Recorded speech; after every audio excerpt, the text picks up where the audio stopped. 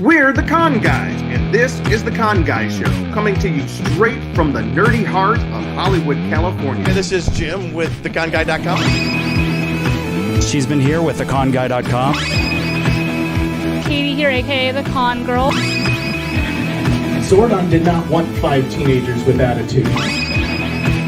My name is Derek Sam. I'm Danae Sams, and that's my brother. We are your home for news, opinions, and interviews from the world of Comic-Cons and fandoms. Your ultimate insiders for all things con. Happy holidays! Merry Christmas, everybody! David, I have not seen the new intro, that intro yet, and bravo! I wanted to have a comic book panel with my name on it. Well, that's all I want for Christmas. That's all I want. Oh, well, anyways, welcome everybody to the Con Guy Show. This is our holiday edition. We may or may not have another show in this year. You know, it just depends on what we're going to be doing. But tonight we have a very special guest. It is Mr. David Booher. Hey. He's the friend of the show. He is our favorite lawyer turned comic book writer. He is known for the breakout success of Canto. I'm sure everybody has seen Canto. It has lines around the Comic-Con whenever you guys are there. Also, Killer Queens, which he'll tell us about tonight. And most recently from Boom Comics, Firefly, which I can't wait to hear a little bit more about. But also, David he haunts the Comic-Cons with us. At least he haunts the bars with us. And that's how we know him. Although this time in San Diego, it was like we were like ships passing in the night. We saw you on the side of the road, and that was it. You just avoid my mission to avoid you two at all costs was a complete success. So that was the one thing I took from saying no. I was down there for a day, just the Saturday. So it was just hit the floor, do a couple of meetings, and see what it was all about, and then take off. So and you took the train, right? Oh my God, I took the train. And if there was a highlight of the con, it's honestly taking the train down from L.A., from Union Station down to San Diego. And just, I'm working and reading, and I just happen to glance over, and there's freaking dolphins just jumping out of the water. It's like, hey, look at, I just thought this is, my con has peaked, and I'm still an hour and a half away. It's not a bad way to get to the con. My roommate and I did take the train one year, and it's like, oh, we don't have to drive. This is kind of nice. It took me a second to realize you weren't talking about cosplay and you meant actual dolphins.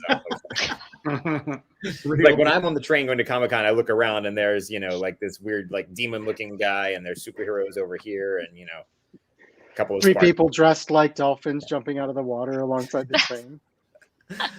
But no, honestly, the train going down was it wasn't busy. I can imagine it's chaos during one of the normal July Comic-Cons. Oh yeah, San Diego Comic-Cons. But this time, walked right on, got a seat. Took it back. It was all smooth sailing. Well, we're going to talk about that tonight. We are going to talk about Comic-Con Special Edition, otherwise known as the San Diego Comic-Con Thanksgiving Edition of Comic-Con. Also, we're going to talk about L.A. Comic-Con, and just kind of get an idea of where we are going into the future. What will next year look like as far as fan conventions? We have another big one coming up this weekend. I think, Katie, have you heard? Is the Midsummer? They're haunting seasons screamings or something. Yeah, season screamings. It was supposed to happen. I have to look it up because I know they were supposed to be having an event. Yeah. This weekend was Anime Pasadena. Right. And then last weekend at the same time as LA Comic-Con was also Emerald City Comic-Con. So it's kind of like a weird time to have conventions. Like around Christmas when we all are trying to buy Christmas presents, it's like, hey. But we decided to shove them all in 1 month. I think, and we're going to talk about that going forward. And then afterwards, we're going to talk what our nerdy wish list for Christmas and what we might be geeking out about in the coming year. So let's go ahead and get started. But there's a little bit of something I do want to talk about. I want to walk around this gingerly. But there's a big movie coming out this week, isn't there? And yes, there is, and I have to make a PSA for anybody who is watching this. That's what I wanted you to do. Do not, and I mean do not spoil this movie for anybody. People are seeing it tonight because it is the premiere, and we do not need an Eternals type situation happening for a movie that is this big. So if you live on the East Coast, if you live in another country, if you live somewhere, even in LA, and you are seeing it at 3 o'clock in the afternoon, not all of us are. So don't talk when you're in the theaters after you get out of the theater, because that's a big one. Don't go into people's theaters and ruin the movie, because that's also happened at Endgame. Just please be nice and polite about it. Awful. And then when you're done watching Spider-Man, go watch Witcher season 2. Okay, anyway. Right. I will discount my nerd cred, but I will give you hope for humanity. I did not see Endgame in the theater for a month, and I never. No, it was Infinity War, the first one. It took me a month to get into the theater to see it, and I never got a single thing spoiled for me. Month. Wow. Nice. Well, I have silenced. I was in a Literally, coma. I found out that you can mute words on Twitter. So I have like 15 names, words, phrases, reiterations of anything related to Spider-Man muted for the next 7 days. I'm like, no one touch it. I saw your Twitter, yeah. I wish I could do that with TikTok, because TikTok is the worst. Well, whatever. I am just looking real quick to make sure. Did I send the link to Ben? I know that's the worst. We had a party and Ben wasn't invited. No, I'm pretty. Yeah, he was. My bad. No, Ben must be having something to do. But I was hoping Ben was going to be here because he and Katie were there at LA Comic-Con and a lot was going on. So let's start first with the very first Comic-Con. We're going to talk about San Diego Comic-Con special edition tonight. Jonathan Wilkinson, my friend, it is good to see you tonight. Wait, there he is, Jonathan, one of our most loyal viewers and also a friend. He came out for our Halloween party. He's a good guy. All right. First of all, I want to talk to David, though. David, you have made some big life changes lately, and it's because you've been having quite a bit of success. Could you tell us how a little bitty Tin Man kind of has won over the world? And yeah, wait. We're gonna make you full screen. Let's see. Ooh, wait. What's this? Ooh. It's just a little artwork that I put over my shoulder to, win friends and impress people. I'm just kidding. Yeah, I'm usually impressed. So I was a lawyer for 17 years, and as of September 30th, I left the practice of law. I like to tell people I always will be a lawyer, but I left practice to write full time. Yes, so it's been kind of. You did it. It's been exciting. I don't know. Since that time, you might know me from Canto. I've got all these visual aids. So no, we want to see them because you got 3 books now. Boom, Canto. Wait, full screen. I don't have it handy, but so Canto was the first thing that came out in 2019, and it's been going. I think we're working on the 21st issue of Canto right now. Wow. It's coming out in February. Then Dark Horse, I published a book called Killer Queens that I brought together an all LGBTQ creative team to make what I affectionately refer to as Guardians of the Galaxy.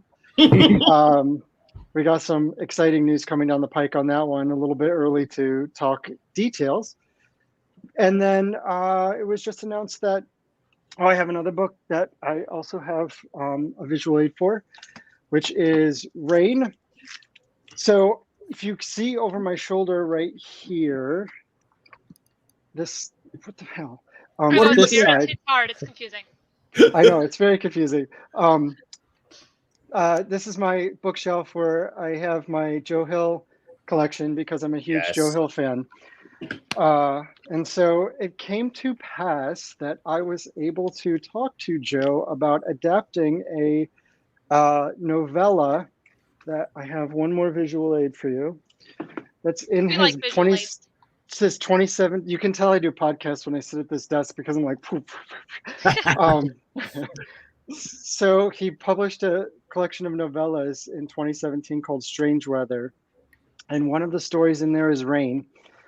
And a story I absolutely loved. It's about these two young 20-something women who are starting their lives together, and they're in love. And the one moves up to the other one's apartment to start their lives together in Boulder, Colorado.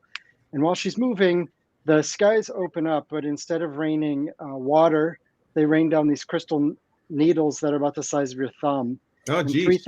3,000 people across Boulder, or 8,000 people die in about 8 minutes. So it's like 15 people a second. And it's their sort of, the strange apocalypse is spreading, and it's about their, love and loss and how you hold on to things when it seems like everything is sort of slipping away from you. So the story is beautiful and wonderful, and it's like a bucket list thing, and I'm going to geek out a little bit because I thought it would make it a freaking brilliant comic book. And so, spoiler alert, nice. I'm writing an adaptation of Joe Hill's Rain as a comic book with the incomparable Zoe Thorogood from The Impending Blindness of Billy Scott, and she did some haha, and she's done some covers for some different things. Absolutely brilliant. It's with Chris Ryle, who used to be with IDW and Skybound. And he's starting his own imprint at Image, and so it's my first Image book as an adaptation of one of my favorite authors' work in a story that I just absolutely love. So I'm geeking out on that. Okay, before we move to the next one, I just got to ask. Wait a second. How does it feel? I mean, because then you have another one I want to talk about as well. But how does it feel where you have a book that you absolutely love, and you get to work with an illustrator, an artist that you love, to do something that you? What does it feel like going from where you were 2 years ago to where you are right now? I mean, it's incredible, right? It's these things that we just sit around and we think about as writers, and we dream about, and we wonder, is this even possible? And the only thing I can say is just take your shot. Always, always, always take your shot. Because with Rain, for example, I read the story and I was with IDW for Canto. So I reached out to my editor knowing that Joe works with IDW at Lock and Key, which is my favorite comic of all time. It is. Yeah.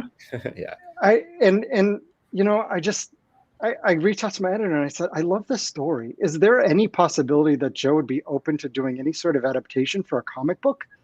And it was, nothing really happened. And I just sort of waited and sat back. And then suddenly somebody remembered that.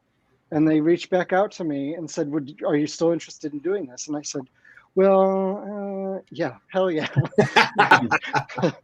and it sort of picked up from there. And so that's the best thing I can say. It's surreal to be able to do these things, but also it's taking that step, making that leap, being the kind of person that other people want to work with. So when you make that ask, people are like, yeah, let's see how we can make this happen. Not who's this guy I met 2 days ago who's now asking me for something. That drives me crazy. That's awesome. Derek, I think you should ask your sister to adapt her book into a comic book. I'm just saying. Hey, David, but before we move on, you do have another this is a huge book that you're working on now. Let's hear about it. Wait. Uh-oh. Let's go full Right screen. above your head. Dun, dun, Right above my dun. head. There it is. Dun, dun, dun. So I'll pull it down. So another IDW connection. An editor I knew from IDW moved over to Boom. And as soon as she moved over there, I reached out to her because I don't tell Star Wars, but Firefly is my favorite sci-fi franchise. It's great. I just love it so much. And so again, it's a bucket list item for me, was to do anything in the verse. So I reached out to the editor who had moved from IDW to Boom, and I said, let's get on a call, let's talk. I don't know what you're working on, but I'd love to see if there's any chance for us to work together. And again, you just have to be the kind of person that other people want to work with and see succeed. So she said, sure, let's do it. And so we started talking. Things came to pass, and I was able to do this one-shot Firefly River Run, which is telling the story about how, I hope you're all familiar with Firefly, because this gets in the weeds a little bit, but when the show opens, Simon Tam is board Serenity on Persephone and sort of joins them as a passenger. And he's kind of, they're not sure about him. He's kind of, seems like he's hiding something. And they eventually open the crate he brought on board, and his sister River is inside. And he tells the story about how he had to get River off of Osiris, out of this place called the Academy, because she was sending secret messages to him saying, they're hurting us, get me out. And so Firefly River Run is a one-shot, oversized comic book issue that tells the story about how Simon orchestrated getting River out of the Academy, off of Osiris, and onto Persephone and onto Serenity to start the show. So I had the great fortune to be able to do that. And as you know, sometimes it's just serendipity, right? So their current writer, turns out he was stepping away from the Firefly ongoing. And we had a great experience, me and Boom, with this one shot. So they asked me to do Firefly going forward. So they're relaunching the ongoing series in the current continuity, which is, after the movie, with all new Firefly #1 coming in February. Wow. Nice. Fantastic. That's so amazing, man. That is so amazing. We are so happy for you. I thank you so much. And I'm just so, you can tell, look on my face, I'm just so excited, so happy to be able to just play in the verse and just write dialogue for these characters I've loved for so many years. It's wild. It's wild. That is cool. But it's got to be a little bit of a little intimidating to follow in the footsteps of Joss Whedon to write dialogue for such. But I mean, those characters are beloved. I mean, have you your issue the one shot? I think this is one of the coolest things, though. I'm just gonna nerd out a little bit. Wait. Let me zoom in on it. Ooh, it's like right there. Created by Joss Whedon. Yeah. And then there I am, right underneath there. That's awesome. That's pretty awesome. That's awesome. That's so cool. And then this is the other cool thing. I'm just gonna go back. keep nerding out. Here we go. Where am I? Me. Yeah. I love it. Wow. Anyway, it's That is awesome. That is so cool. Anyway, so I don't really even think about it, honestly, because I know I'd be intimidated and I'd start getting cold feet and I'd worry about every little thing. Luckily, I think we've come up with a really cool storyline that's really honors the fun and the funny lines and the great dialogue, but also brings so much heart to these characters. And by the end of the arc, this arc, which is going to be 11 issues, it's 10 plus like an oversized double issue for the finale. I just feel like I wanted it to be a renewal for fans, sort of, even though we're forward in the continuity, sort of a return to the comfort of the show. And so I think that's really that's where I hope we're going. I feel it in my gut. I do want to throw it over to the other panelists if they have questions, but last question though before I do. So 10 issues, with a double-sized final issue, so it's like 11. That sounds like a limited series on Netflix or something, doesn't it? It doesn't. I'm just saying. Man, wouldn't that be something? Let's get David in trouble. Make him say something he's not supposed to say. Well, all right. It's Fox, so let's go with Hulu. Oh, true. All right. Hey, what questions do you guys? Disney Plus, right? It's a little bit more adult than that. Yeah, but Disney Plus is surprising a little bit on some of their content. So I mean, it could go a lot of places. Let's say that. Well, it wasn't really a question, but what I was just going to say is I think, when you're talking about like there's this risk involved because fans are, we'll say fans are passionate is the word we will use. But I feel like all fans of a major franchise are always really encouraged and happy when they hear that an actual fan is behind something that they love, because Yeah. a fan is going to care and put more care into it than some random person who maybe doesn't have that those feelings toward the original source material.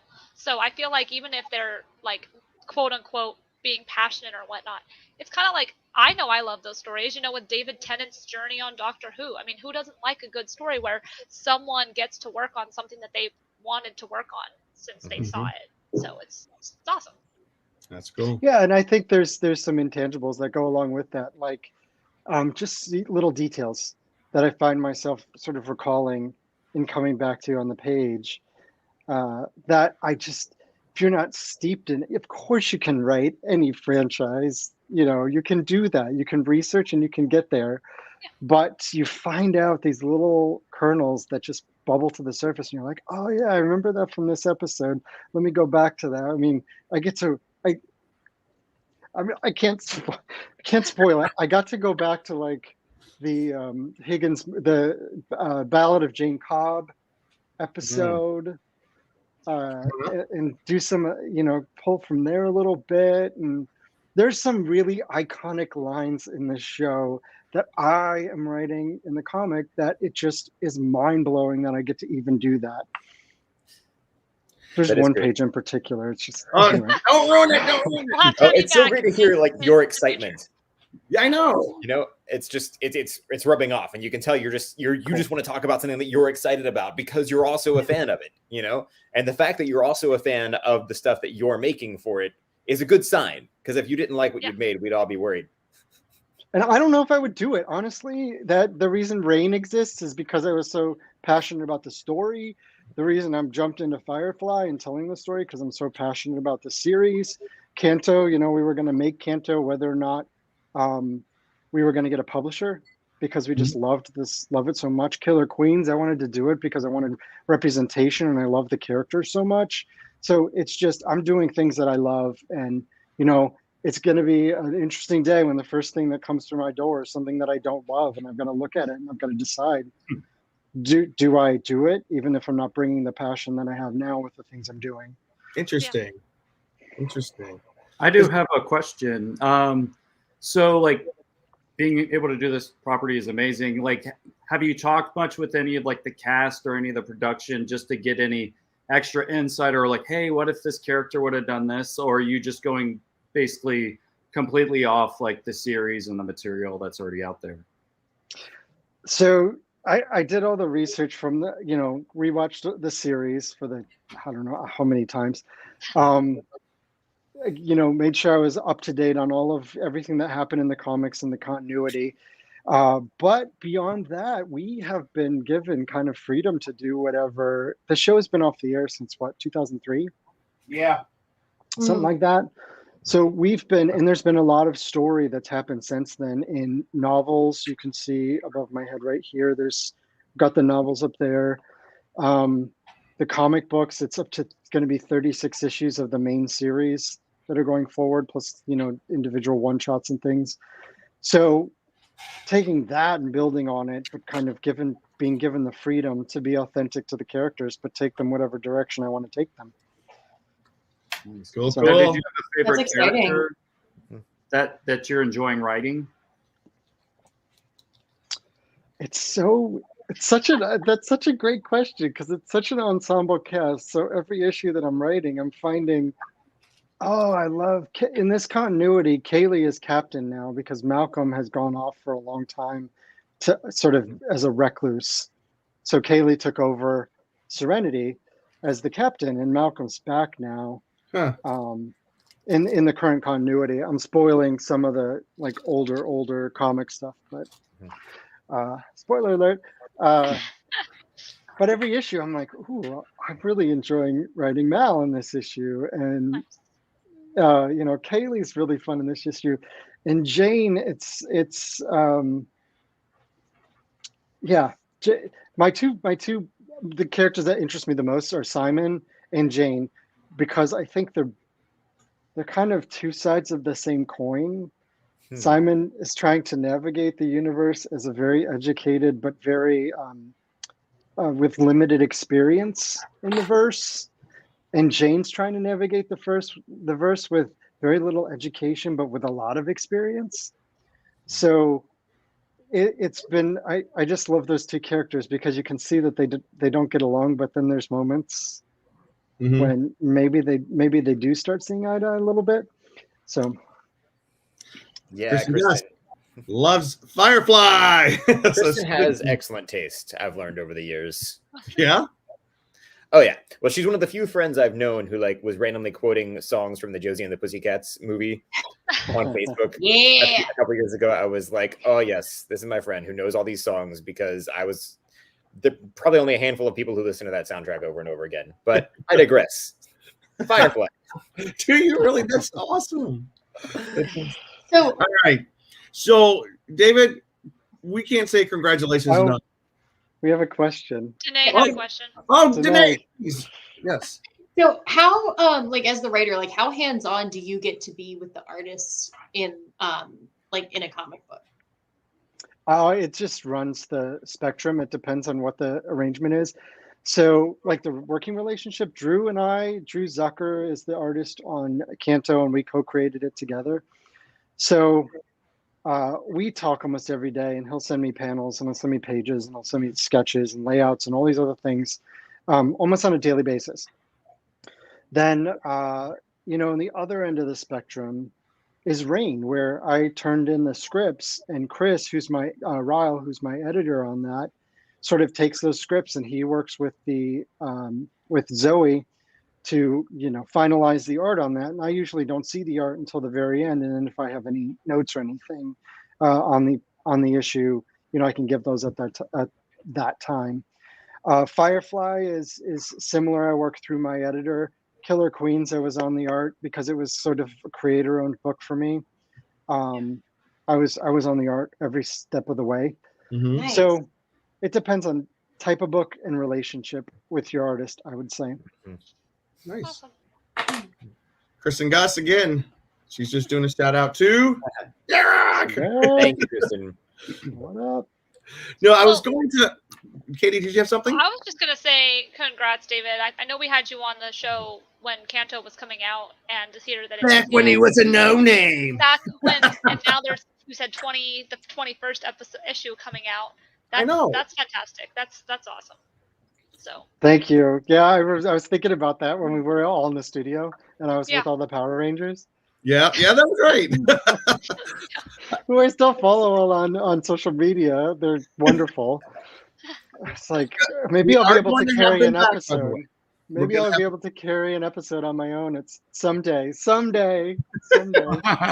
Oh my gosh. You know what's so terrible about all this though is David would barely talk to us before he was a name. Now that he's got these books, it's Oh gonna my god! I mean, You like- see what happened in San Diego, dude. I know. Point. Yeah. A point of example right here. He's We at a were table with walking- people. We were walking down the street, and there's David having dinner with some bigwigs on the side of the road. I mean, at some restaurant. We say, David, Side of the road. David. And the And rich David, he people just out goes, laughing. no, David just kind of said, ignore them. They'll go away. I mean, in my defense, you guys were coming from someplace that served alcoholic beverages, apparently. No, not An Ohio State football game. We were coming with a football vibe to a convention. No. For 3 hours, you were sitting around watching Ohio State and behaving yourselves, I'm sure. Yeah, of course. 9 a.m. Yeah. till noon. Very David coffee doesn't egg. know you guys at all. Let's go ahead and shift down to Comic-Con. And David, thank you for being willing to come on and talk Comic-Con with us. Comic-Con special edition just happened over Thanksgiving weekend. And it was a special kind of Comic-Con, to say the least. So let's talk a little bit about, David, well, let me ask Luke first, and then I'm going to throw it back to David. Luke, what were your impressions of Comic-Con special edition?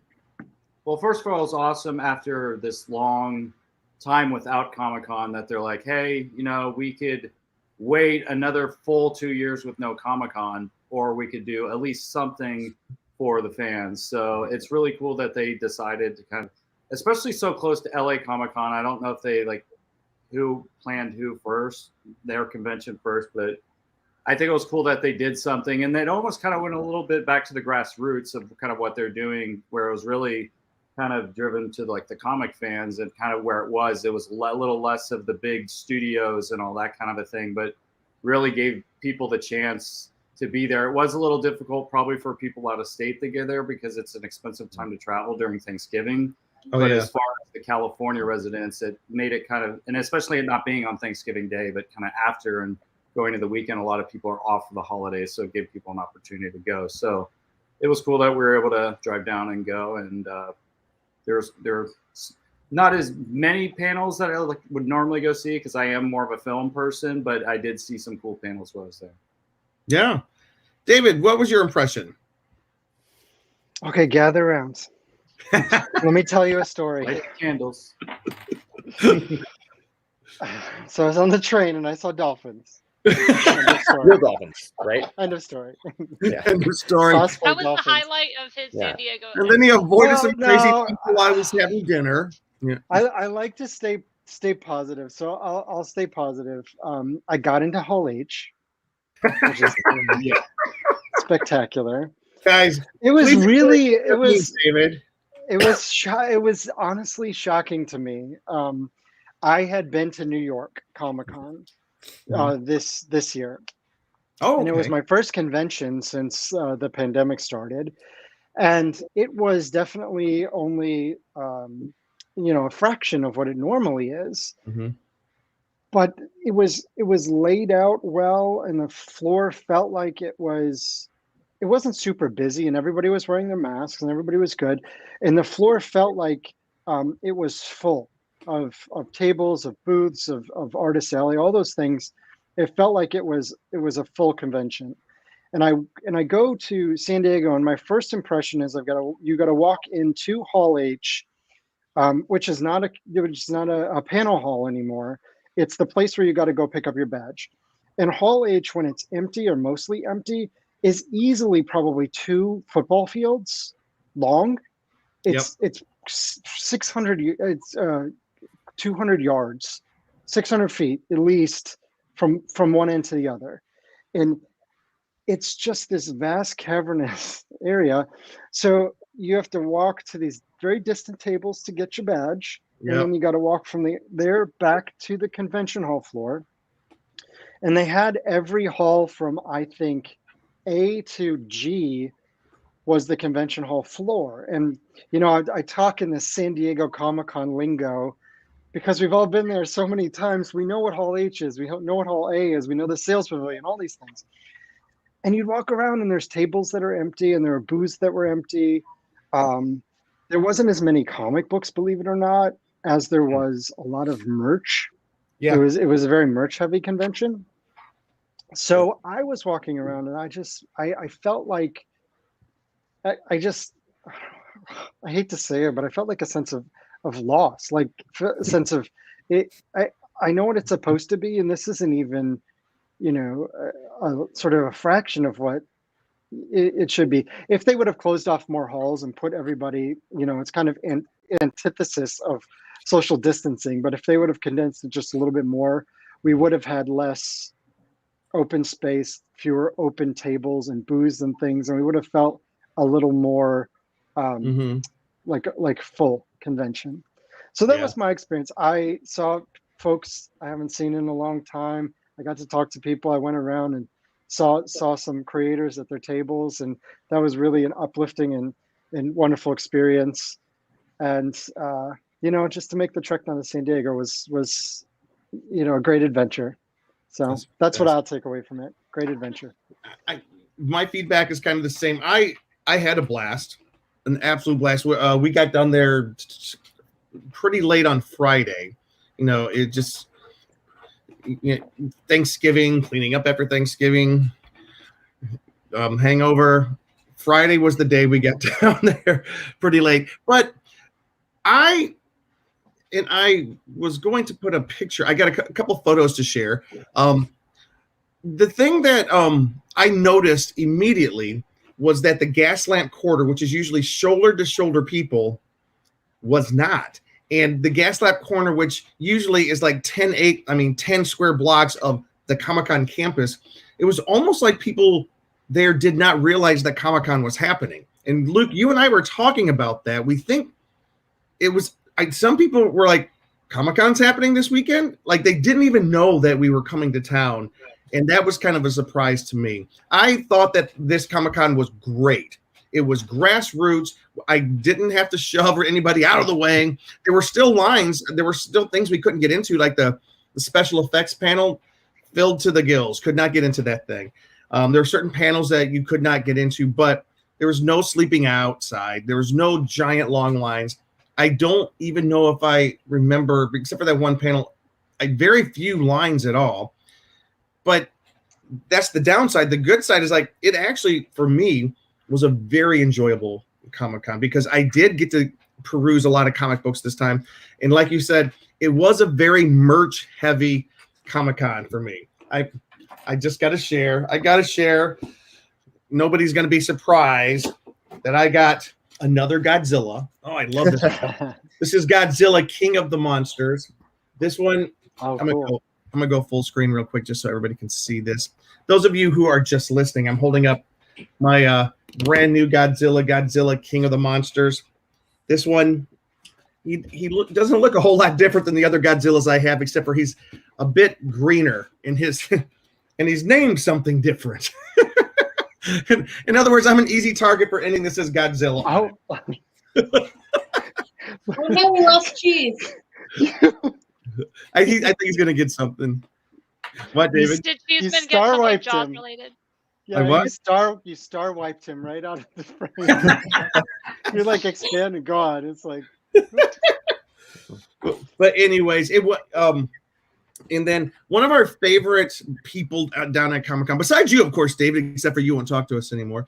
One of our favorite vendors is definitely it's definitely Tony Kim with Hero Within. And what was cool to hear, I mean, it kind of sucked, but I went there. I got there Friday night. I found Tony's booth, the Hero Within booth, right before they closed, and I was there to get, of course, their Godzilla jacket. Sold out, completely sold out.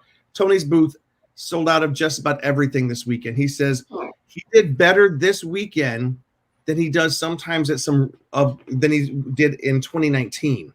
So that just shows you there's merchandise wise, people were ready and willing to spend money. And speaking of Tony, I do have to show these little. Here's one of the little Keep Comic-Con weird pins that Tony has, and then I'm sorry to keep badgering everybody with Godzilla, but here's the Japanese Gojira. Wait, Gojira? Gojira, yes. Yeah. So these were so cool. And there were some. Let me show you a couple of pictures real quick for those of you who are able to see what we're doing. Let me see. This is this right here. This photo right here is the group of us. There's Carrie right in the front. Carrie, if you're watching, hello. I'm so glad we got to spend the weekend with you.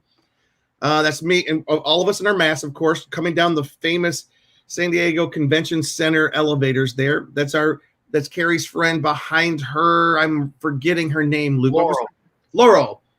Luke, and there's our friend JT, and back there is Charlie, and we don't know who the guy is up there ignoring us, but whatever. It's Brent He Spiner. wasn't with us. It might be Brent Spiner. I mean, it matters, but no. Speaking of which, the Brent Spiner, I didn't get to see that, but Luke, if you had to say what was the biggest surprise at Comic-Con, the biggest, coolest thing, what do you think it was? I'll give you a hint.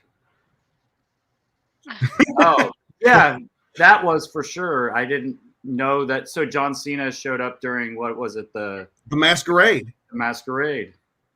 John Cena shows up as the Peacemaker, full costume, full cosplay, as comes out with like 10 to 20 other Peacemaker cosplayers. And then afterwards, he goes outside because there was a Peacemaker offsite. That was the thing that was also kind of surprising. They had a couple of offsites. We didn't think they would have any. They had 2 offsites. We didn't think they'd have any. There was Peacemaker, and then here's this one. Over there, Katie, in the Brooklyn Nine-Nine NBC space, they had La Brea. Dun, dun, dun. Is that a new show?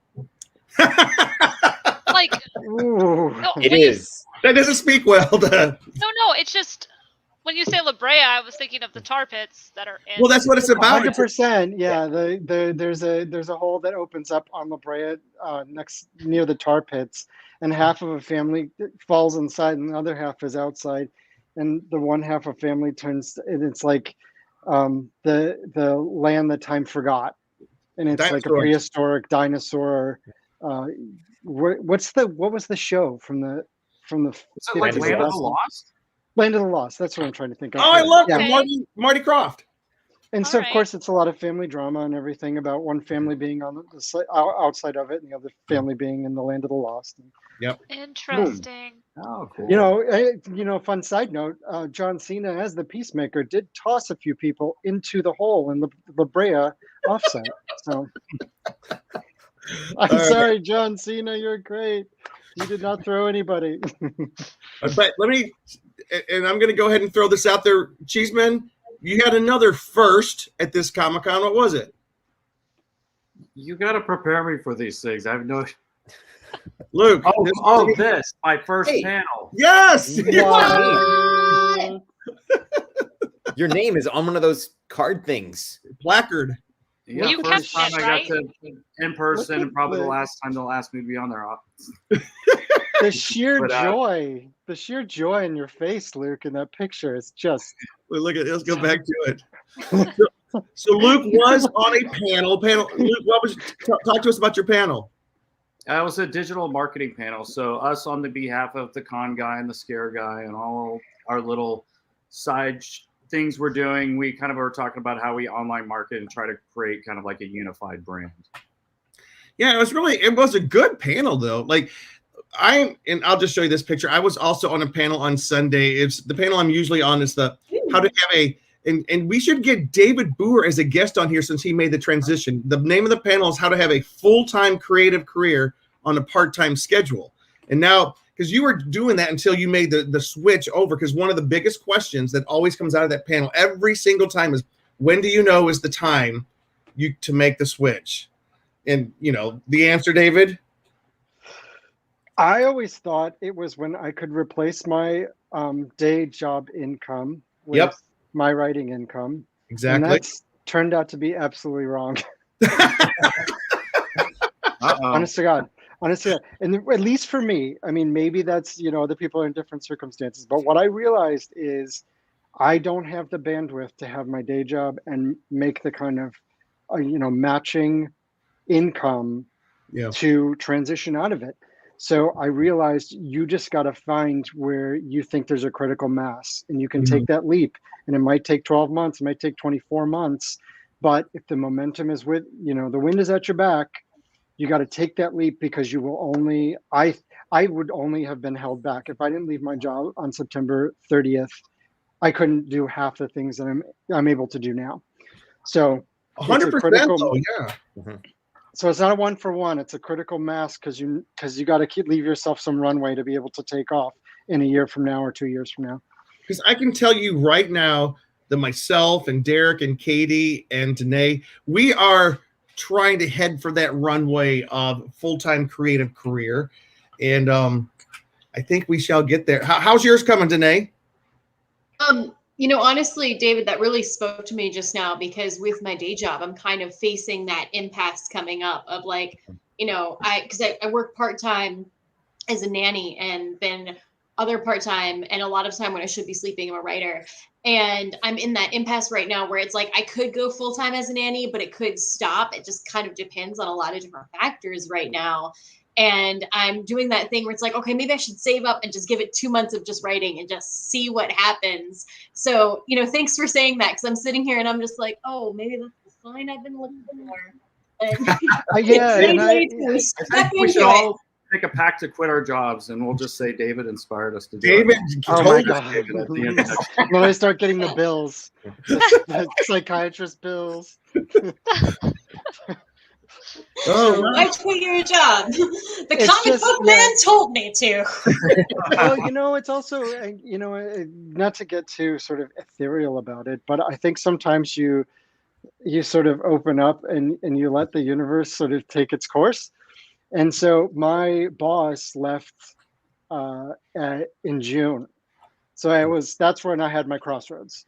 I could decide to go find another ball. I worked for a judge, and I could go find another judge who, would supervise me as a research attorney, or I could take the leap. And I decided, what, I'm not going to transition into any other legal job.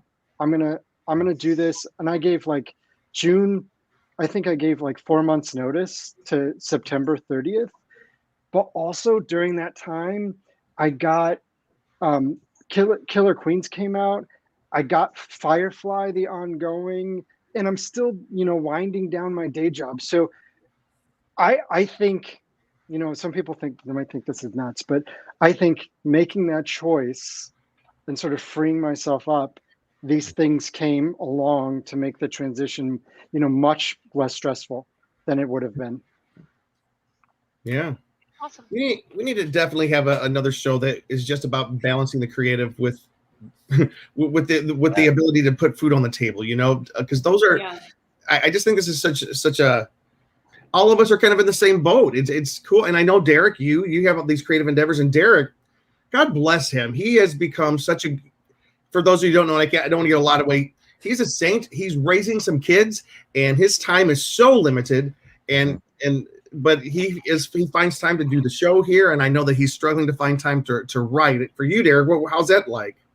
I mean, it's a little bit, it helps that I've done some writing projects with Danae. Yep. She's that way. Yeah.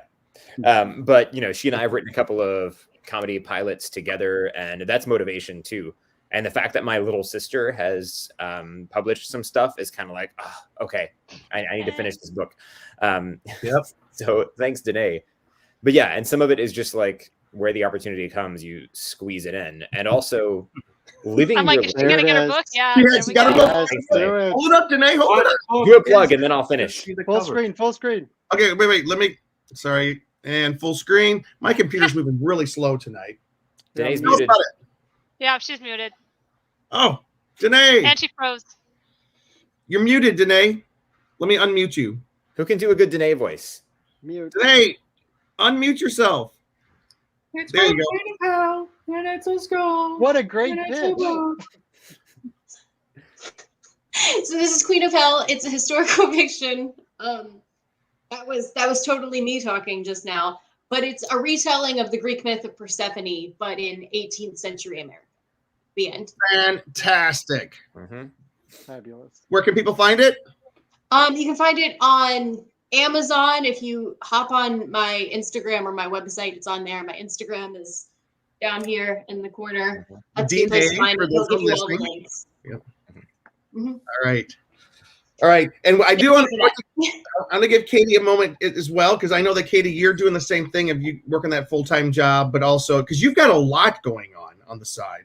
Can I bounce off real quick before we Yeah, move go on? Derek first. Sorry, I wanted to let Danae do her pitch, but going back to David was talking about Joe Hill earlier, and Joe Hill's dad is Stephen King, and something I remember that always stuck out to me in Stephen King's on writing is, one, sometimes you feel like somebody just needs to give you permission, so he's like, you have permission, go write. But another thing he says is we have this idea of people doing creative work, writers in particular, that you just got to hole off in some corner somewhere in some private room or some attic and create this masterpiece. But in real life, you can't do that. You can't write good dialogue if you're not having conversations and hearing people talk. And I think you can't be inspired to do creative stuff unless you're living life. And I will say, for me in particular, just having these children in the home, being a foster parent, it opens my eyes to things going on and seeing real life situations and things that I'm passionate about, that I've got, I wonder if there's a way I can create a story around this thing to kind of not share stuff that would be personal, but share a story that helps express what I'm feeling for these children and for something that's going to honor them in some way. And so living life, even when it's really hard to balance that with your creative work, it helps motivate and inspire your creativity too. Beautiful. Please tell me you've written a half-hour comedy pilot about parents who find themselves with a lot of foster kids, and it's funny and heartfelt and comes from a very real place. Not yet. but that may be down the road. Man, I mean, this is gonna sound so crappy, but in my experience with being with folks who work for studios and who buy TV shows and all those sorts of things, if you go into a room and you pitch that you have X number of foster kids that you've had, and you've raised them, and here's my comedy pilot that's about that. You don't have to tell them any details about the show. I think you sell that right there in the room because it's such a genuine thing. Next such project. a genuine. Danae, yeah. You and Danae. 100%. Do it. Now look at sorry now. And Katie, real quick. And Katie, you as well, if you want to share for a second, then we are gonna kind of have to pivot here. Yeah. I mean, I would say I'm not managing it very well. Because I do work full time. I work 40 hours a week, and then I get home and I find myself being lazy. And I could be doing all these other things, and I don't. But then I try. I try doing this hosting thing. I was writing articles for that hashtag show for a bit. I've written some articles for the Con Guys website. For me, it's just doing social media for the Con Guy when I'm at conventions and stuff. But it's definitely something that, of course, I want to do, and it was something I didn't know I wanted to do until I started being involved with the Con Guy. I never really thought I would ever be doing stuff on air, nerding out on the internet every week. So it was kind of one of those things where I took a chance, and it took me down this road, and I found myself doing stuff I never planned on. So, and then, but it's with the whole creative thing, you kind of have to be creative to get that outlet in your brain, because not being creative can cause a whole nother can of worms like depression and stuff like that. So I'm trying to get back out of that, which I think 2020 kind of hit us all a little bit, like if we weren't able to be creative. So just trying to get back into that groove, and now that things are starting to open up again, being like, okay, you know what? How do I put more energy into doing this and less energy into my day job? And that's what I'm trying to balance right now. Just being like, I care more about this than I do about this. And but you say 2020 and 2021. And David, I got to ask you one last question. So is it surprising that this big change came for you during the big shutdown? I mean, or did that have anything to do with it? Maybe. Okay. Yes, it did, in a very specific way. And I'll tell you, it was because I think when you can't go out and have drinks with people, or go out to dinner, or have lunch, or goof off, or do whatever, go shopping, and you work at a studio, or you work at a publisher, or you work at a network, you have the time to look at material. You have the time to talk. It cuts away all the nonsense that goes along with doing this, and you just get down to story, and you get down to substance. And I, fortunately, Canto came in 2019. We built up, some momentum there, and then 2020 happened, and everything came down to story and creating and the creative part of the business. And that's where I think we were able to focus. And that's why coming out of 2021 is where I am now. Oh, that's fantastic. All right, guys, and I'm going to apologize, but I'm going to kind of move us a little bit quicker here because I don't want us to go all night, and we're having drinks tonight, so I'm excited about that. But we have to get through this first. And Luke did prepare like a photo gallery of some scenes from San Diego Comic-Con special edition. Luke, if you could go through those for us and just kind of describe what we see, and then Katie, if you can be ready, we're going to talk about LA Comic-Con right after that. Yeah, I'm going to go grab something real quick. Okay, great. All right, I'm going to power through these. So I'm just going to take you through my journey of Comic-Con this year. So came in the hall. They had this awesome Iron Man. Which one was this from? This was actually from the Avengers, wasn't it? That's the Hulk Buster suit, isn't it? Yeah, the Hulk Iron Man. Somebody made out of cardboard, like a really cool one. So we kind of took a quick view of the floor, kind of coming in Friday night. Unfortunately, we weren't there a lot for the earlier panels. And then we mentioned that we're going to do kind of there was a beer tour going on, like a Comic-Con bar crawl. So some of us went along on the bar crawl. So here's Jim having the time of his life with some of our friends that were there. And then we closed it down at the Tipsy Crow. And somehow went through 20-some drink tickets. Oh yeah, they get Somehow. No, what was funny was we're supposed to each get 2 drink tickets, and we showed up late. So the guy handed me a fistful of drink tickets. I'm like, really? He goes, yeah, just see if you can use these. I'm like, okay. You don't know who you're talking to. See if you can use these. Yeah. Think They he's somehow were Some really guy. viable. Some guy had a fistful of drink tickets. I don't know. They fell out of the sky. Picked them up off the floor. Well, I'm sure Jim was sharing though. Knowing Jim, Oh, I know, I did. I shared with he couldn't everybody. use them all for himself, but I'm sure he was like, knowing Jim, he was getting drinks for everybody around him too. I absolutely was. All right, Luke, what else you got?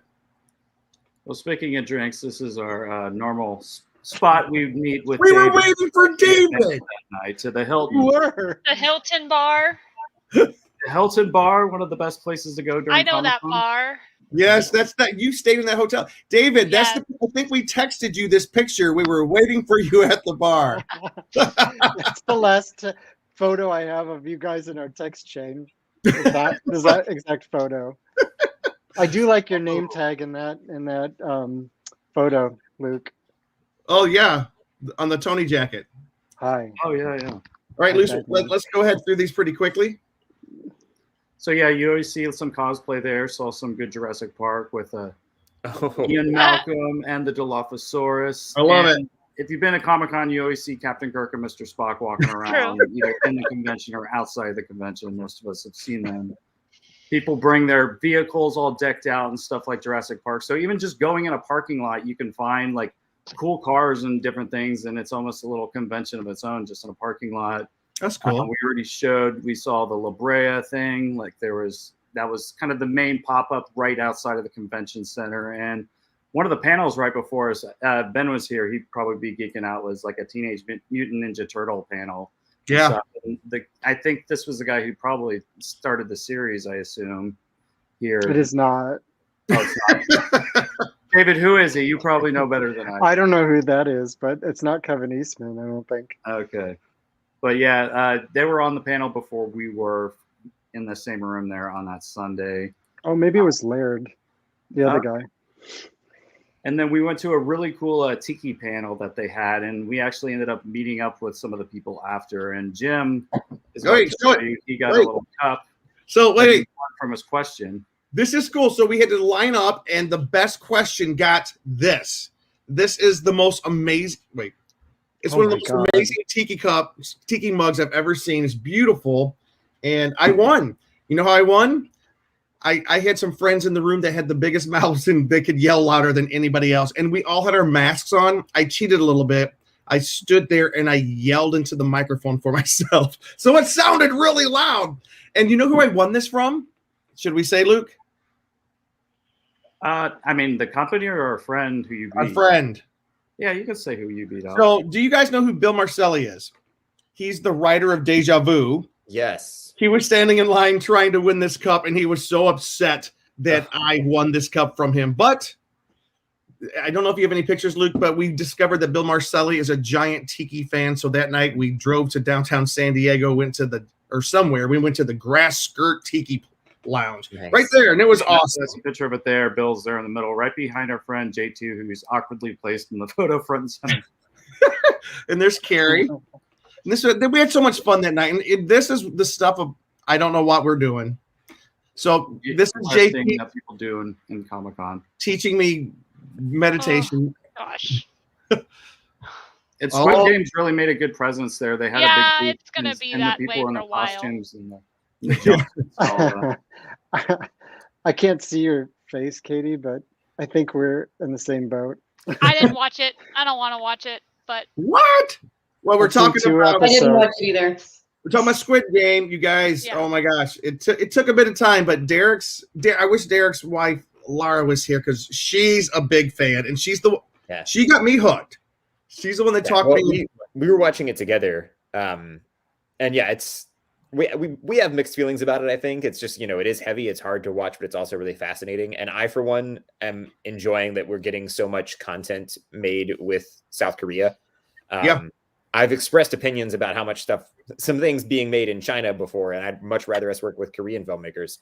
Cool. But not just because of that. Also, I studied Korean, and I'm like, oh, I can practice my language skills because I've forgotten so much. All right. And Luke, if you want to just hopscotch, just powering through. Yeah. So Hall H, of course, this was right outside. Got to enjoy it from the outside, but got to stand out there with all the craziness. Again, here's me from my view on the mic. Supposedly the classic picture you always take your first time at the panel is picture of your name tag by the microphone.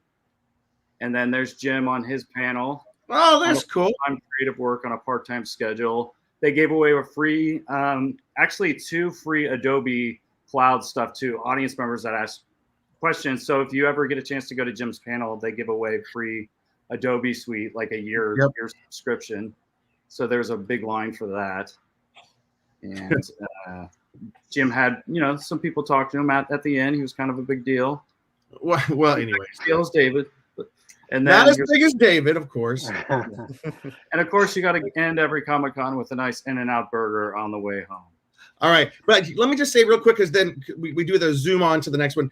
The thing that I loved about the panel that both Luke and I did, we did different panels. They were panels about the business side of stuff. Like we talk about fan panels, but we had packed panels of people wanting to come in and just talk career stuff, talk about, David, like they were a lot of aspiring comic book writers and letterers and illustrators in that room, and they were all networking together. I really need to take you to that panel next time. You'd be a I hit. love it. But anyways, I love the way. Go ahead. No, I said the way it was all businessy. Go. There was a really good panel that we saw. I don't have time to show the video clip, but Jim, can you tell about that show? That's about to be coming out. That Make me screen real quick. Look what I get. So this show, can you see it? Yeah. And whatever. It's Destination Fear. Destination Fear. It's 3 best friends and one of them's sister. It's another ghost hunting show, but they travel around, they dare each other, and what's cool is they all sleep in different rooms of wherever they're at, and they're sleeping by themselves with cameras on them all night. And we saw an episode where this guy, one of the 4 people, had an absolute freak out. Because I am used to being freaked out, scare Jim. I am okay. I love it when somebody else is freaking out. But no, the thing that was cool, Carrie, who maybe Carrie can share the link. We'll have to. She interviewed them, and she said they were just the coolest people. They were some of the coolest folks there at the convention, and that was in one of the biggest rooms there. I don't know how many people in there, probably about 1,000, and it was packed. It was packed. That was exciting to see that. It's on Travel Channel or Disney or Discovery Plus. It's one of the 2. But we all got cool. We got swag. Look, we got free shirts and stuff. Cool. All right, we do have this. Is that it?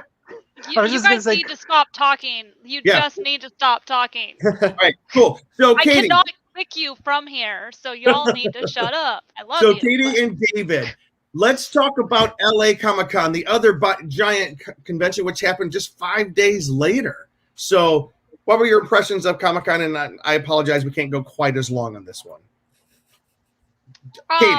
Okay, so I went Saturday and Sunday. I could not go Friday because of work, but we checked in, and the whole process was a little confusing outside, trying to figure out where you check in for press. We did not know where to check in, so it was a little bit hectic on that front. But then when we got there, they gave us press passes, and while we were walking away, they call us back and they're like, wait, we gave you the wrong badges and you guys have VIP press passes. And I mean, that's cool. I don't get to be a VIP very often. So I was like, all right.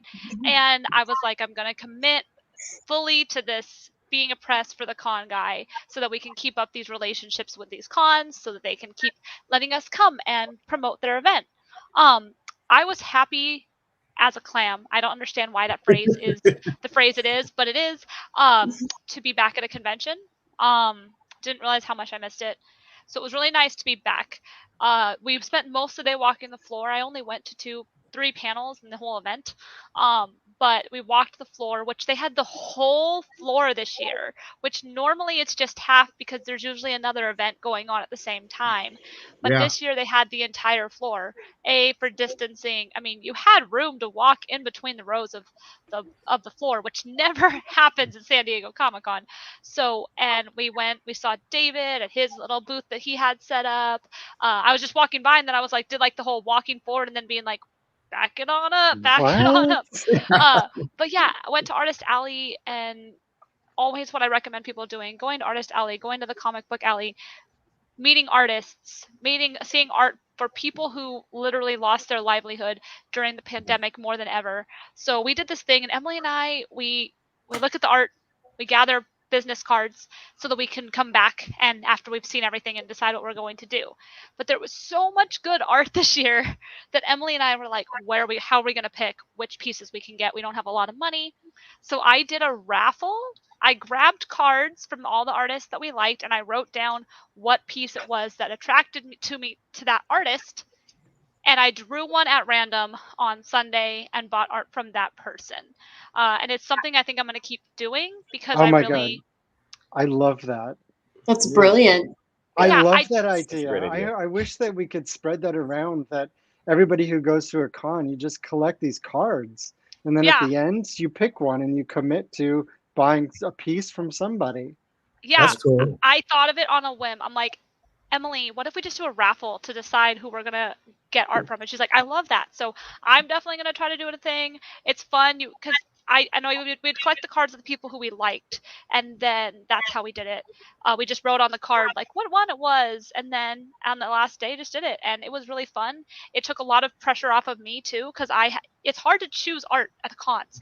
It's hard, especially if you're a big nerd and you have all these different fandoms you like. So I was like, this calmed it down. It made it so much easier. And I tagged all of the artists on Instagram the day before. Was like, you all are entered in my raffle.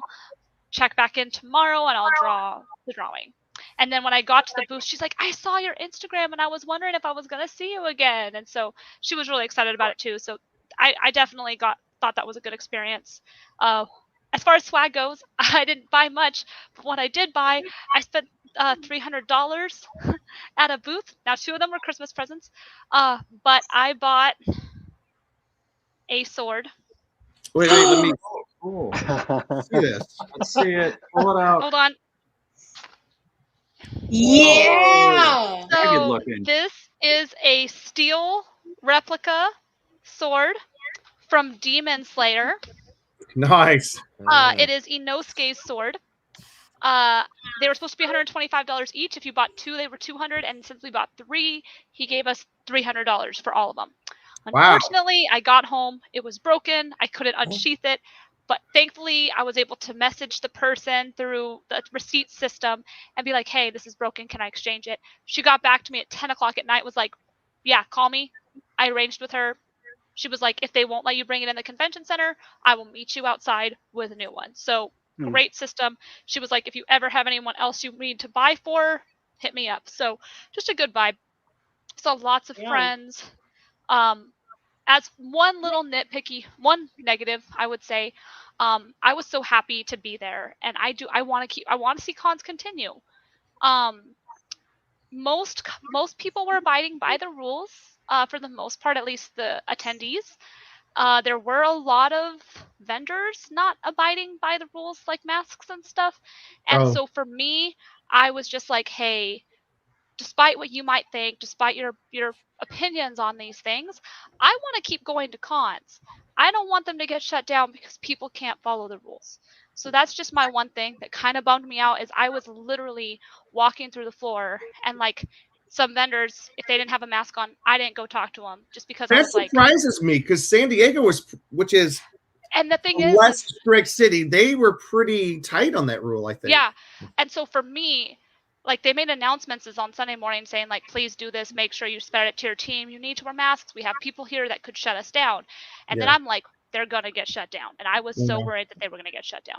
So thankfully it wasn't the case, but I just want to make a little PSA, like, please, I know you may have thoughts, but we all want to do these things. If we want to keep doing them, let's just work together and follow the rules, things like that. But they have food trucks at LA Comic Con, things they don't have at LA at WonderCon or San Diego Comic Con. There's food trucks.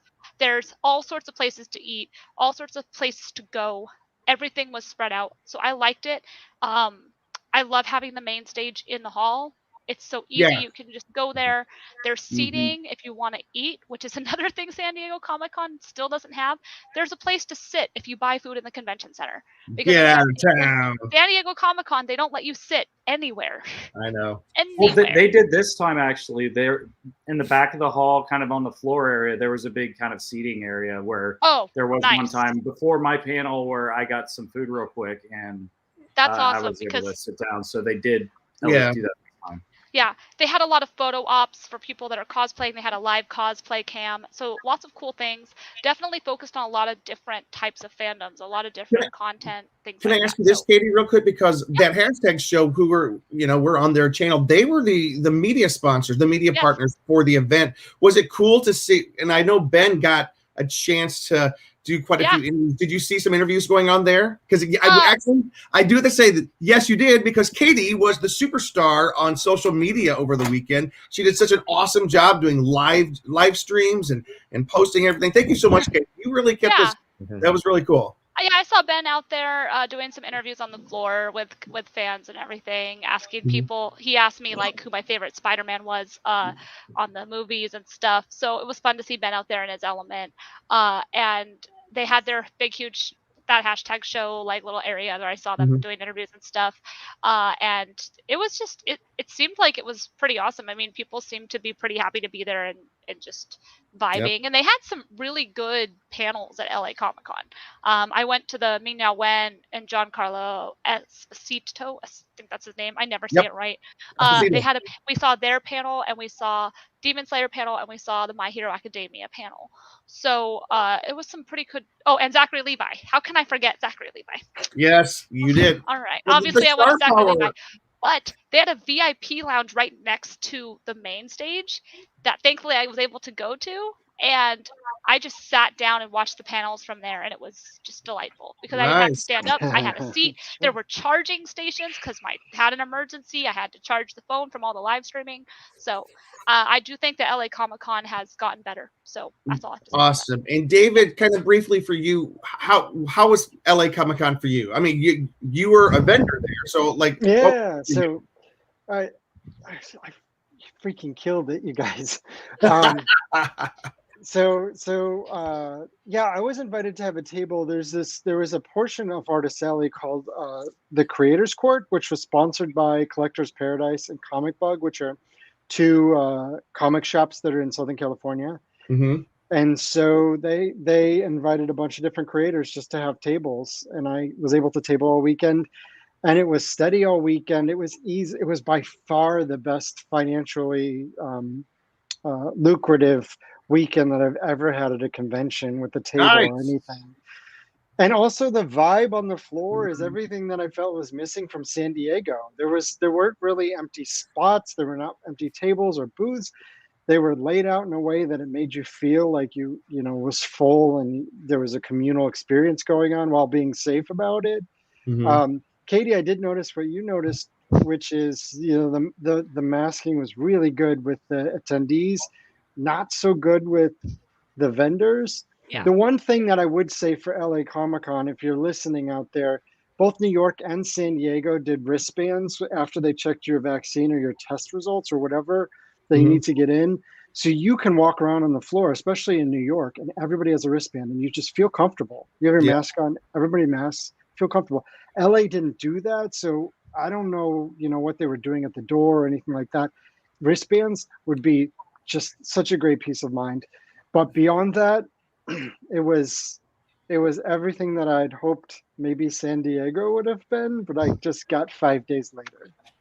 Interesting. I wonder if it's because so much of the San Diego crowd is the LA home crowd, and maybe they just decided to stay home this time. Maybe why make the extra expense during Thanksgiving weekend and take your booth and take your wares down to San Diego when you can hit a Comic-Con up here in LA, which quite frankly, the star wattage that was so big at LA Comic Con this year compared to San Diego. It really did outdo it. I think the convention center in San Diego is probably twice as big as LA. So I think the convention was about the same size. Yeah. But the feng shui of it was just so much better. So much better. Mm-hmm. All right. So go ahead, Katie. I have one more thing I did want to say real quick though, because it kind of echoes off of what we were saying earlier about full-time, like wanting to be in a creative field. It's the one con for me, con of the con, and it's just a personal thing. I did actually have a little bit of a breakdown while watching the last panel of the day, because it was such an overload of, I'm back at a con, I'm so happy, I'm surrounded by my people. Oh, but I want to be doing this with every day of my life. And so it kind of like kicked in, like, you know, that passion and excitement kicked in. And then it was the thought of, I'm not doing this yet, and I want to be doing this, if that makes sense. So that was the one downside, is it gave me drive, but also made me sad at the same time. Yeah. I think it just was, yeah. I want to just add, Katie, that there is light at the end of the tunnel, because for years and years and years, I would go to San Diego Comic-Con, and on Sunday, I would just sort of be heartbroken when I would go out in the gas lamp and you see all the normies starting to trickle in to go to their fancy pool parties, and just like, you're not my people. What are you doing in the gas lamp district right now, right? You'll get there. You'll get there, and then you don't have to have the doldrums of Monday morning, because Monday morning you're doing creative stuff. That's awesome. All right. So we just talked about two of the biggest events, in-person events, that have happened on the West Coast this year. We didn't really have a chance to do Emerald City. David, you didn't go to Emerald City, right? No, it's the same. It was the same weekend as same weekend as LA Comic-Con. I know that Tony, he split his time and he had crews at both, and he did. Yes, and from what I understand, he had the same results, where people were just so eager to buy stuff they haven't seen in so long. So if we had to, and we do have to kind of wrap this up so we can do our Christmas list, but looking forward, and Derek and Danae, you guys can jump in here as well. I know you guys weren't able to attend the cons, but from what you've heard and from what we've seen, guys, do we feel as if the cons, fan events, are well positioned for 2022, or what do you think we're looking at? David, I'd love to know what you think about that. I mean, I think it's going to be a slower ramp up to San Diego in July, and I think they're going to continue to do. We might lose masks, maybe, depending on how things go, but continue with the vaccines and those wristbands. And I really feel like it's going to be just maybe 80 to 90% of what it was in 2019, and then in 2023, I think we'll be at 100% again. Katie? Given the turnout at LA Comic-Con, I definitely think people are ready to come back.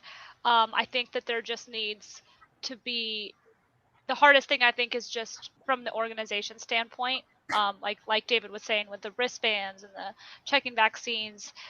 I think it's just going to have to require a little bit more effort to get us back, so that hopefully in 2023 we can, because I think 2022 is still a little bit of a wash, just because of all of the I can't think of it right now. The variants. Thank you. Variants of it coming out. So I think it's just going to take a lot of teamwork and a lot of planning, but I'm more optimistic than I was before I went to LA Comic-Con, for sure. And samplings, I would like, from what you guys have heard, do you have any opinions on this, or what you've been reading? I mean, it's so hard to say because we're not medical experts here, and we've never organized. But our mom is. Large. But our mom is. I think that. Is she really? She's an immunologist. She's a retired epidemiologist. Yeah. So when we had, but I read Facebook. Sorry. Right down in the pits. We're in the pits now. Okay. Sorry, Danae. No, it's okay. I was just gonna say, the medical things keep happening, and we keep adapting as a society. I mean, we have flu shots every year because of the the Spanish influenza in the early 1900s. It used to be that doctors wouldn't wear gloves, but because of the AIDS pandemic, that's a regular thing now. It's just about finding that balance between normal life and being safe, But at the same time, yes, I think there will always be some sort of different mandate in place. And yes, we want to be safe, but at the same time, please just do not let fear dictate your life either. You know, I see some things that are like, you know, you have to be vaccinated, wear a mask, and show a negative COVID test. And I'm like, okay, that feels like a lot for the scenario when we're all going to be outside and socially distanced. So I think it's going to be just separating yourself from fear, but still having the right mindset, being smart.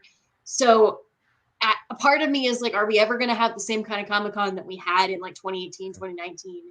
Or is it always going to be a little different? You know, only the Lord knows. We'll see what happens. But I am hopeful.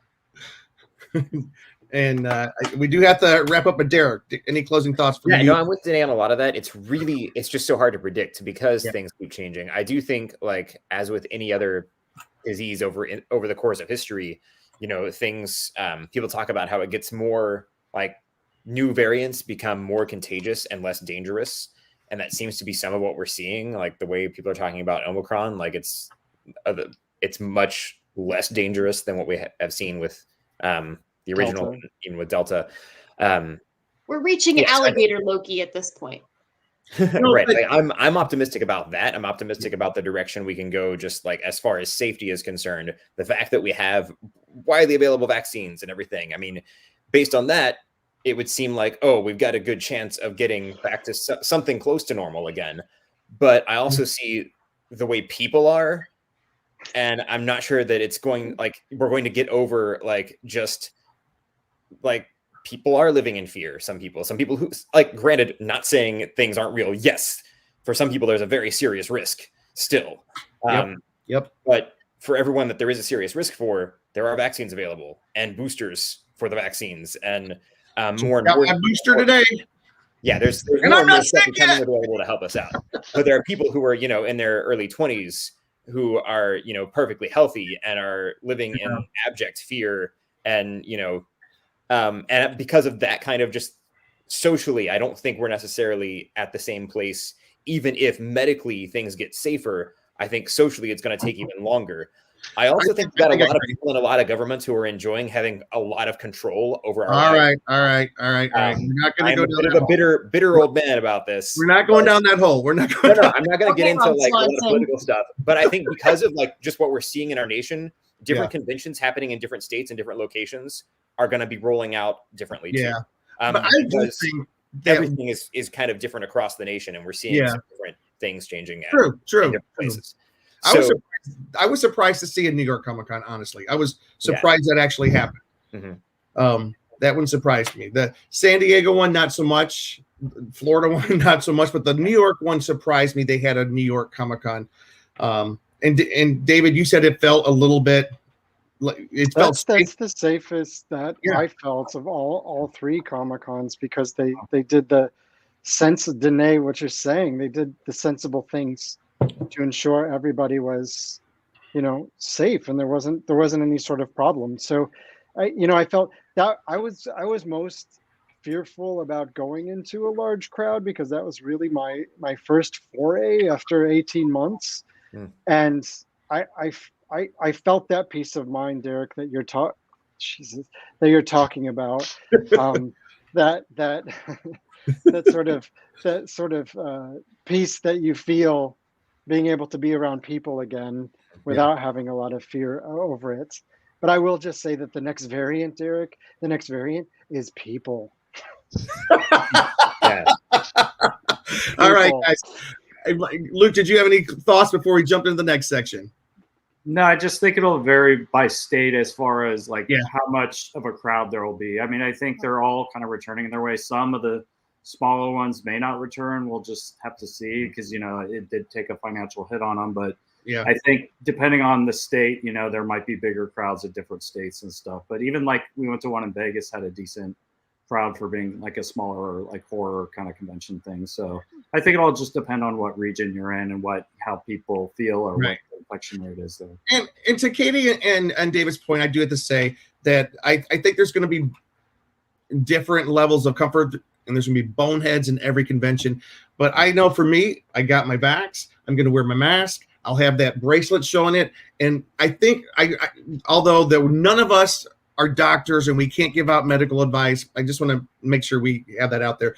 Derek and Renee, I love talking to your mom because this was her area of study. I loved it talking to her because I sounded like I learned things when I was sitting at the feet of your mom. That was so great. But that being said, everybody take the precautions to stay safe because like Katie said, we want these to continue. My prediction, WonderCon will come back and it'll be like special edition. It's going to be there's no RFID badges, which is that makes it so they can control entrances and exits better. You're going to have to show either a vaccination status or a negative test.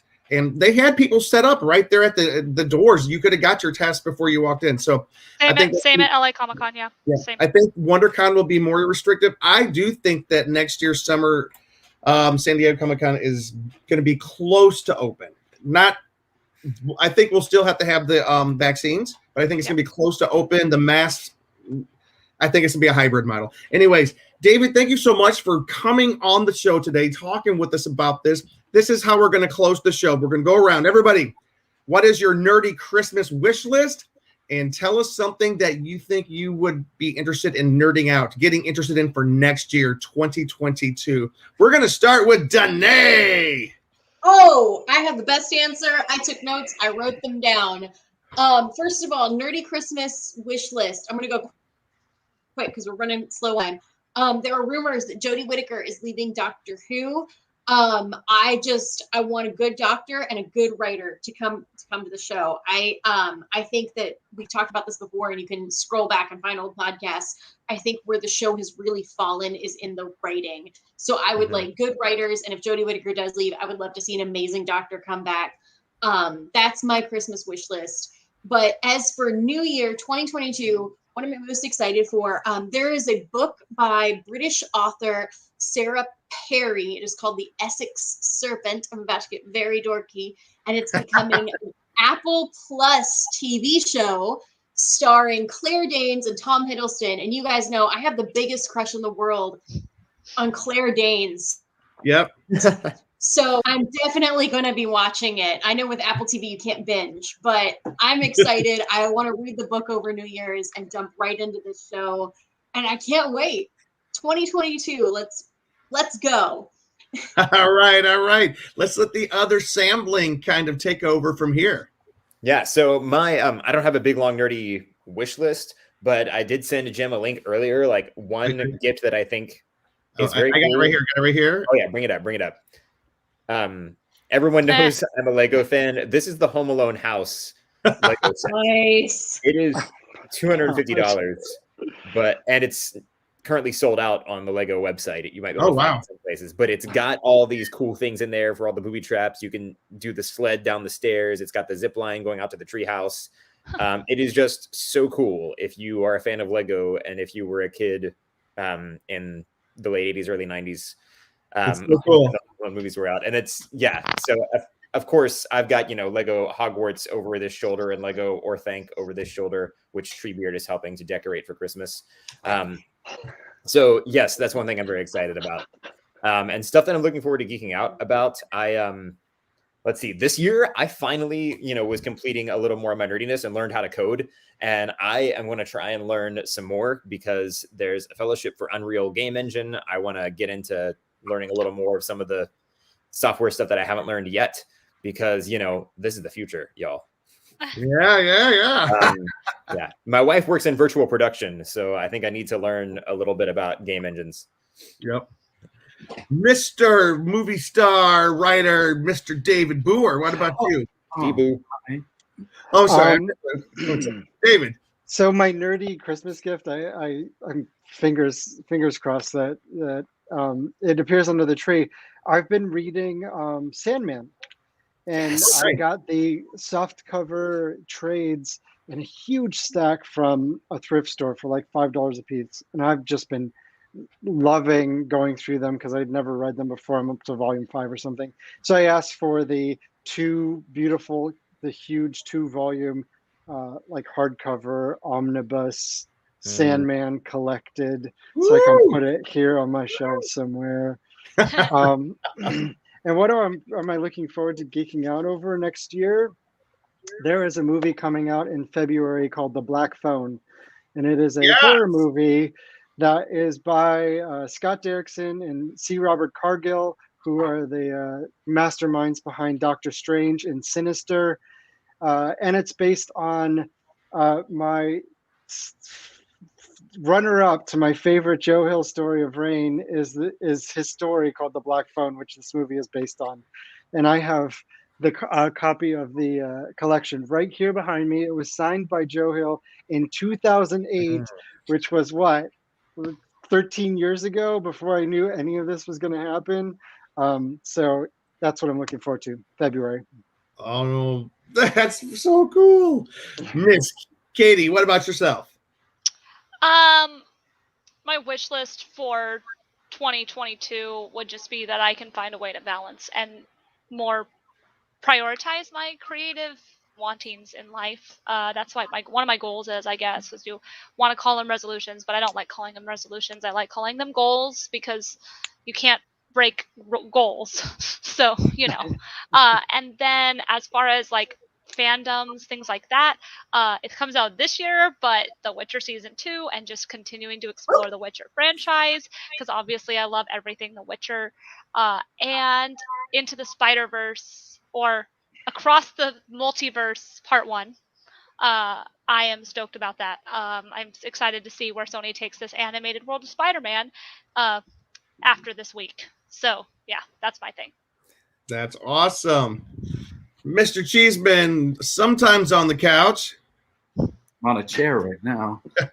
So my Christmas wish, which I should be getting, I did tell my mom I wanted is, so I collect Hallmark ornaments. You saw the tree behind me, and they came out with a Bat Cave from the Adam West 1966 Batman, where basically it's, the phone lights up and then they go down the fire poles and they come out Batman and Robin on the other side, and the Bat Cave's flashing lights and all that. Makes sound and everything. This is a more expensive one. It's around like $60. And now it's on eBay for like $120. It's already like doubled in price, and they're sold out in stores and online. But I did tell my mom about it early, so I am hoping that she did get it. So I'm pretty sure I did. I saw there was some Hallmark stuff when I was home recently. So I think I got it. I just wish I would have got more, because then I could have like sold one or had a collectible to gain value in it, because I don't want to sell it because I like this one too much. But anyways, what I'm looking forward to probably most for next year, kind of similar to Katie, is just the whole multiverse just opening up in Marvel, and even with DC, just what they're going to be doing with all the characters and different things. So especially with like the Doctor Strange coming out, and then with like the DC type stuff with like Batman and all that, with the Flash, that'll be cool. And even the new Batman movie coming out with Robert Pattinson, to see what that will be like. That's fantastic. That is fantastic. My wish list, I don't. Godzilla. I'd be well. I need to tell you, I have been looking on the wall behind me. I do want a big Godzilla wall hanging right here, and I've been looking at them, and there was some cool. There was the cool one with the Japanese art. The Japanese painting of the wave, the very stylistic wave with Godzilla standing there. Tony has it on his jacket, so I'm looking for something along those lines. So I also Kristen Gust says that she wants the Friends TV show Lego set, which is also pretty so cool. you can't see it very well, but I have Central Perk is there on the shelf behind me. Yes. Oh, yeah, that's very cool.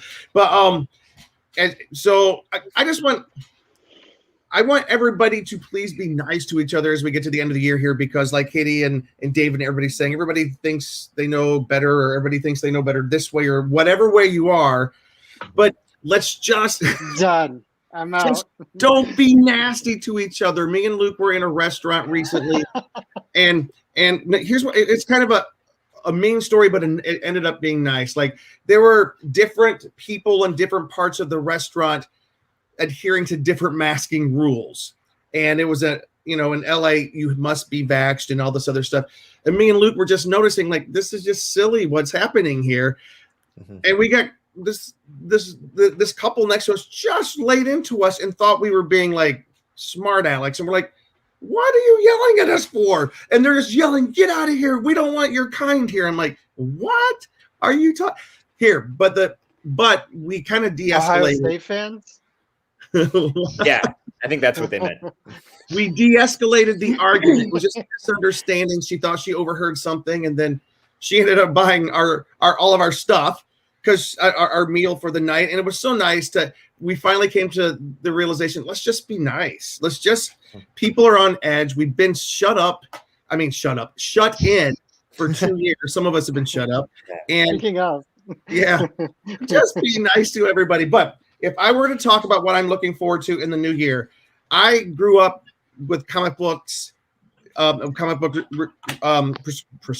subscriptions all the time. I used to mow my aunt's lawn once a month to get enough money to buy my subscriptions. We've never heard that one. I know. I haven't done that as an adult. I haven't. So what I want to do is go. So I went into the comic book shop today after I got my cap on my tooth. That's another story. And I was looking for David's Firefly book. I couldn't find it, David. I don't think it's there yet, right? The one shot's there, but the new one's coming in February. So I appreciate your earnestness. But anyways, I did find some other comic books, and episode number 3 and 4 of The Trial of Magneto going on right now. And this one, here's The Trial of Magneto. But I did get one comic book that just made me realize, you know what? There are more important things in life, but I do want to start supporting these artists. I got this one. It's called Titans United. When I was a kid, one of my very first comic books that I had a subscription to was the Teen Titans. And I grew up loving it because of the great artist George Perez. And he was just so great, and he drew so many different, and I used to mimic his drawing, the way he drew rocks and the way he drew clouds and stuff. Just a few weeks ago, George announced that he is in stage 3 cancer and probably has less than a year to live. Let's just make sure, support comic books, support David's comic books, support them. And I just would hate when you hear about one of your idols when growing up. It just makes you stop and say, there are important things in life, and just being nice to people, being good to people, being loving to people. And that's about all I have to say on that. George, we're there with you. Thoughts, prayers. Hope you can pull through, man. You've been a great one. All right, guys. Thank you for joining us this week on our holiday edition of the Con Guy Show. You can find me on Instagram at James D. Fry. Danae, where can people find you? You can find me on Instagram at DNAYS. My name kind of spelled phonetically. Okay. The other half of Sam Blings, Derek. You can find me on Twitter at ConGuyDerek, although I'm more often complaining about Twitter than I am actually using it. As it should be. People. He's getting old. Mr. David Booher, where can people find you and what you're working on? Yeah, you can find me on Twitter at David Booher. You can find me on Instagram at David M. Booher, and look for Rain in January and Firefly in February, and then beyond. For those of you who are just listening, Booher is spelled Booher. All right, Katie. You can find him below Josh Whedon credits too. just go to Comic Book Shop. Katie. I'm Katie, aka KT_Christine on all social media, including Twitch. I have been terrible at Twitch streaming lately, but I will hopefully try to get back into it soon. So if you guys like to follow people and watch them rage while playing video games, come follow me on Twitch. And over at the Con Girls with this beautiful lady up there and my roommate, posting all things nerdy from a female perspective. So make sure you follow that as well. And Luke, if you can take us out. Yeah, you can find me on theconguy.com and on the Con Guy Instagram, the Con Guy, and also at Cheese on Couch. And I will say, buy from your vendors. Have a good Christmas. I went a little crazy at Comic-Con, got lots of Back to the Future stuff. Buy your Hero Within jackets. I got the last extra large. They do a lot of stuff. Katie has her bomber jackets as well. Yes. They make good stuff. Hero Within, but support your nerdy businesses and have a Merry Christmas. Bye, guys. Thanks for listening to The Con Guy Show, the official program of theconguy.com. Find us on the Weeby Geeks Collective or anywhere you listen to podcasts. And now on sci-fi.radio, Saturdays at 4 o'clock Eastern, 1 o'clock Pacific, both AM and PM. That's 9 o'clock Greenwich. It's sci-fi for your Wi-Fi.